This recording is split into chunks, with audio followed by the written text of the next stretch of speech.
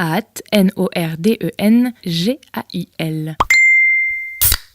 Petite histoire mignonne. Pas loin de chez moi, il y a un chantier. Ils sont en train de construire je ne sais quel bâtiment après avoir rasé un vieux hangar.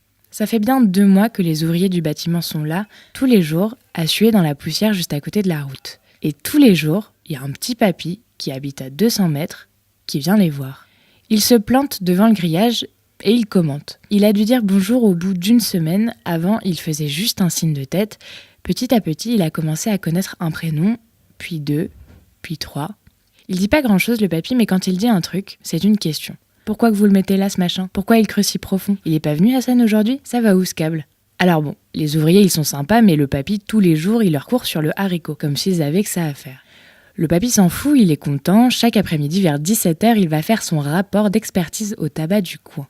Invariablement, il commence par la même phrase. Ça avance bien les travaux là-haut. Et il raconte, sourire aux lèvres, tous les détails dont il est le seul détenteur. Mais la semaine dernière, sur le chantier devant la grille, pas de papy. Tiens, il est pas là le vieux ? Finit par demander un des ouvriers. Un autre hausse ses épaules poussiéreuses. La journée passe, pas de papy. Le lendemain, pas de papy non plus. Les ouvriers ne disent rien mais fixent la ruelle par laquelle ce vieux relou arrive d'habitude. Rien. 3e jour, toujours pas de papy.